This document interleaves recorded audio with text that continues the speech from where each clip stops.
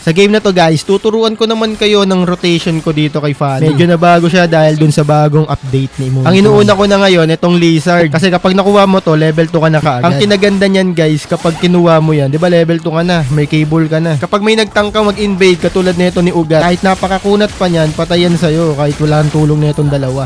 Pero dahil tinulungan tayo, okay na din yan. Pagkatapos mo makuha yung blue na yan, hindi ka muna mag-red. Ito yung tinatawag na high risk, high reward. Lagi ko tong ginagawa kasi malakas to si Fanny sa early. Tignan nyo, nakuha ko yung blue. Lamang na tayo agad dyan. Tsaka nyo ngayon kukunin tong red buff nyo. Pagkatapos nyo makuha to, level 4 ka na yan. Sa mga oras na to, pwede na kayo mag-turtle yan. Pero bago yan, hihintayin mo yung mga kasama mo. Kaya ang ginagawa ko dito, kinukuha ko muna tong double green. Kapag ganito, wala ka ng choice. Kalahati na yung buhay ng turtle. Pag ganyan, lulusubin nyo na yan. Buti na lang dito sakto yung stun ng Suyu. Na-stun niya agad yung Olus, kaya nakuha natin yung turtle. Random lang tong mga to, pero mahusay Very good, maganda yan. Pagkatapos nyan, tingin ka kaagad sa minimap. Yung Chang'e namin nasa red ng kalaban, umi-invade. Commended tong mga ganitong kakampi. Sobrang bihira nito sa mga random. Pagkatapos mo makuha yung red ng kalaban, punta ka na dito sa gold lane. Pero yung rotation ko kasi dumedepende pa rin sa nangyayari sa mapa Basta lagi ka lang tumingin sa minimap. Kailangan kasi magaling ka sa map awareness kapag ka gusto mong gumaling sa pagpa-funny. Tulad niyan, kinukuha na nung Chang'e yung blue buff ko. Putik, akala ko ba tropa tayo?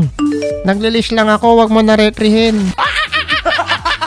Gagi ganun ba? Nasanay kasi ako sa mga random na kupal May mga tulad mo pa pala dito sa solo RD. Kung sino man tong Chang'e na to, shoutout sa'yo. Kung sino man nakakakilala sa Chang'e na to, sabihin nyo, i-chat ako.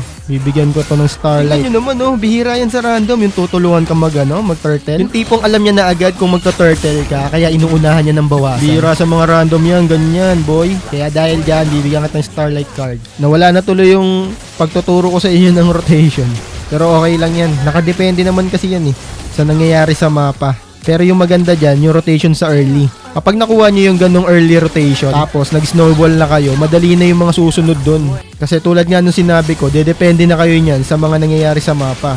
Tsaka kung sino yung baog na lane. Siyempre, kung sino yung baog na lanes, dun kayo dadalaw. Tsaka kung saan yung objective. Tsaka yung dapat matutunan din sa pagpapani guys, yung cable management. Tsaka yung energy, kailangan matipid nyo yan. Pero madali na lang yan kahit simpleng cable lang, okay na din. Basta natatamaan mo yung hero, babalik yung energy ni Fanny. Kaya guys, kung gusto nyo ng full rotation ko, comment lang kayo dyan sa baba, gagawa natin ng video yan. At tsaka pakihanap na rin tong Chang'e na to. Yung mga ganitong player yung masarap bigyan ng starlight Para ayusin naman ng ibang random yung mga laro nila.